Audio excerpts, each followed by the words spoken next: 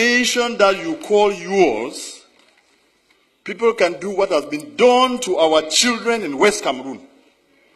I call it West Cameroon because you will never take it out of our mouths again, because that is a territory in which we believe in freedom. To go out on the street and demonstrate is a basic right for us. And that is why we are saying that there are two Cameroons that came together.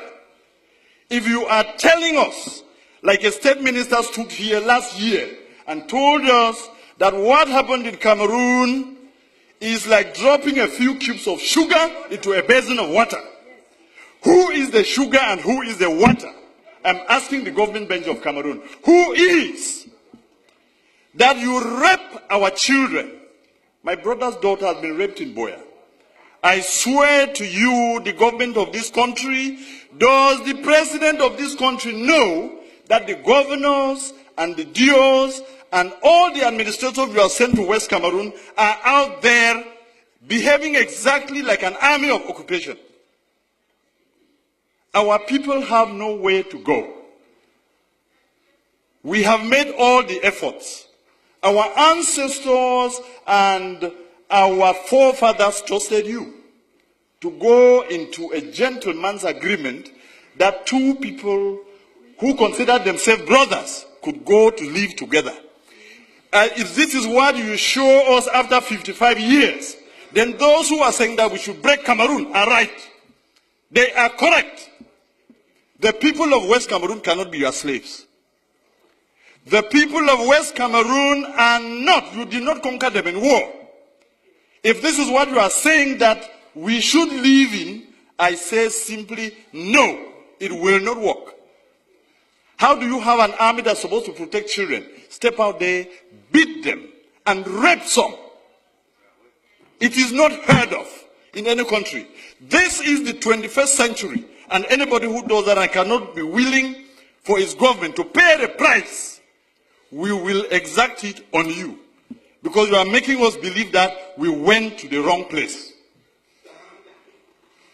What is there to say? I want the world to know and to have it on record that we have made efforts. I have sat with ministers and listened to them talk. The first one was the then Minister of Justice, Amadou Ali, 10 years ago.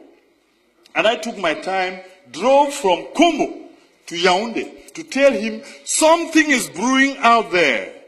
This thing that you people are sending gendarmes to beat people up and say all of these things, there is pain in West Cameroon. And as Minister of Justice, be very careful. What happens there?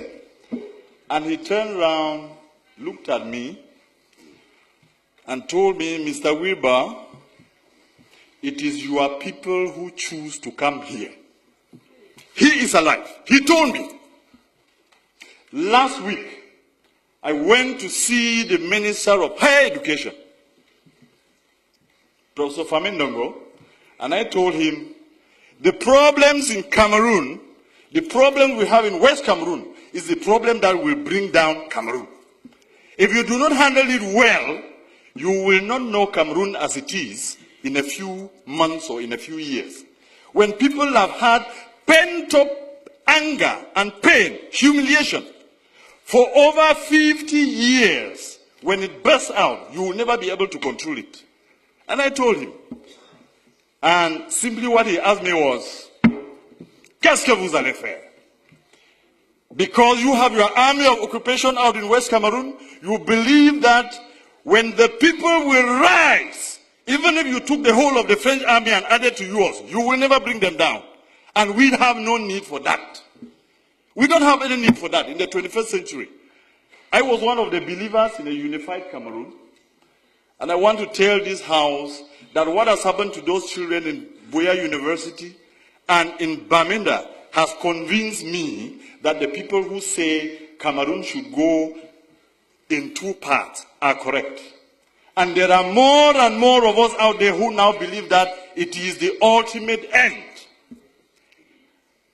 I listened the other night, an offer of 1,000 jobs, an offer of 2 billion francs for lay schools, and I laughed at myself. Are my people slaves? So you now take them to be your dogs. that you can beat and wound and maim, break their bones, then throw a piece of meat for them to fight over. It has to end. If we, the people of West Cameroon, have to continue doing what we are doing, it is because we believe that the more is always the merrier. When you have more people, you have more chances of surviving in life. If the more people who are the people of East Cameroon have proven to us that our blood means nothing, then it is time for us to say it will soon be over. I want to give you a quote here in this house that I borrowed from the American liberators. When injustice becomes law, resistance becomes a duty. The people of West Cameroon have a duty to resist your oppression. I called it oppression because of what I've seen in the field. Let me quote you another two instances. 3 weeks ago, there was an incident in Bangolan, which is a neighboring village to Jakiri, where I come from. And I don't know what it was about, and a gendarme officer was killed. And the forces of law and order, under the instructions of the SDO of Ngokitunya, move into Jakiri, a neighboring village, and take away 100 men. Just beat them up, break their bones, and then just leave them there. And I went to that place where he took these people, and I told him, Mr. SDO, you are going to release my people. He sent soldiers to me, and one of them told me, I said, I am the representative of these people because I'm a parliamentarian. And the young man turned around and asked me, "Et puis quoi? On n'est pas ici à Yaoundé." And he drew a line on the ground to tell me, if you cross here, you will see the consequences. Unfortunately for him, I happen to be a descendant of the warriors, so nobody draws a line before me. And I crossed, and I told him, shoot me. I told the SDO, release my people. In 12 hours, he released them. But some are still lying in the hospital. They beat and kicked a woman and she miscarried, a pregnant woman. And nobody can question this. That is the reason in this master plan to finish our culture and our people. You have chosen that every single administrator or every commander of the army is from East Cameroon. That is why they sit there and they can kill the people without remorse. This has to end. Mr. President, Mr. Speaker, I want to repeat this quote. When injustice becomes law, resistance becomes a duty. We, the people of West Cameroon, will resist you, and if you want to take that territory by force, you will kill to the last man before you take it.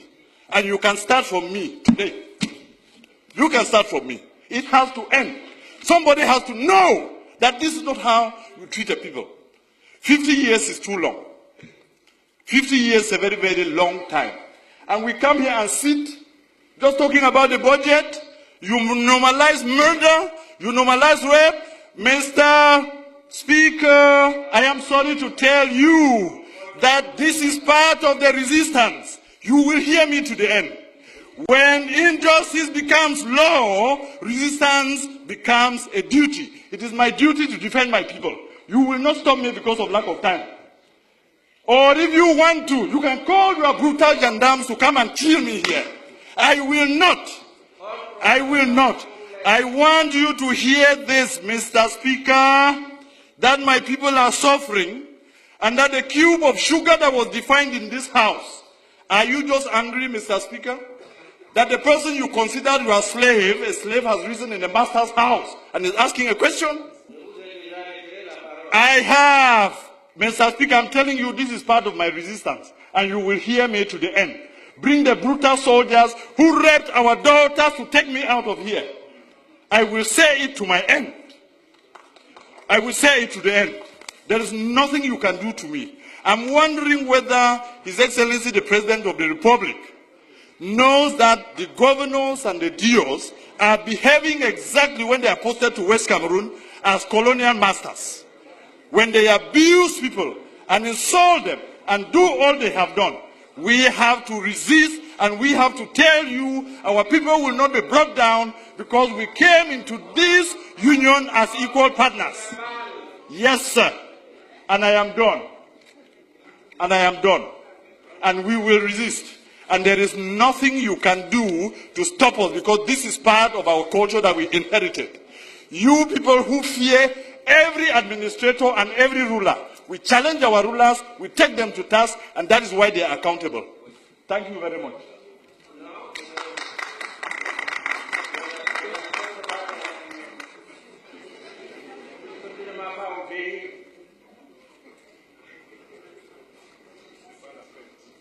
Mettre sur pied un programme d'urgence de réhabilitation et de mise à niveau de toutes ces formations sanitaires victimes d'accidents. Et en évoquant cela, Monsieur le ministre, je ne peux m'empêcher de soulever le cas de l'hôpital de district d'Ebebda, qui n'emporte que la désignation et pour lequel je vous avais saisi il y a 2 ans. À ce jour, le plateau technique de cette formation reste on ne peut plus sommaire. Or, cette localité est très souvent le théâtre d'accidents mortels, volant alors qu'elle marchait paisiblement et prudemment le long de la route. Monsieur le ministre, c'est un cri de détresse que je lance. J'espère qu'il sera entendu. Me tournant à présent vers le ministre en charge du développement urbain, je voudrais relayer les cris de détresse des habitants de certains quartiers de la capitale de notre pays. Mimboman 3, Etam, Bafia, Mkolombon, ils sont nombreux, Monsieur le ministre. Ces quartiers de la zone urbaine de Yaoundé confrontés à l'inaccessibilité en raison de l'état de dégradation avancée des voies. Nous pensons, Monsieur le ministre, qu'il est urgent de prendre en compte dans le programme d'urgence en cours certains de ces axes routiers pour permettre à notre cité capitale d'être un milieu de vie agréable pour tous ses habitants. Je voudrais également signaler à votre attention, au cas où vos collaborateurs ne l'auraient pas fait encore, le danger permanent que constitue la voie d'accès, du reste très fréquentée, reliant le rond-point école publique Bastos à la rue dite Dragage. Depuis plusieurs mois, les usagers assistent impuissants à l'érosion progressive de l'étroite ruelle au point de franchissement de la rivière Mfunzi. Il serait indiqué d'y opérer une intervention urgente avant la survenance d'une catastrophe, c'est-à-dire l'effondrement total de ce qui tient encore lieu de chaussée. Voilà quelles étaient mes préoccupations, Monsieur le très honorable Président de l'Assemblée nationale, et j'exprime d'avance mes remerciements aux membres du gouvernement pour la prise en compte de ces plaidoyers, afin que le ciel de l'émergence vers laquelle nous conduit le chef de l'État, son Excellence Paul Biya, se dévoile pour l'immense majorité de nos compatriotes.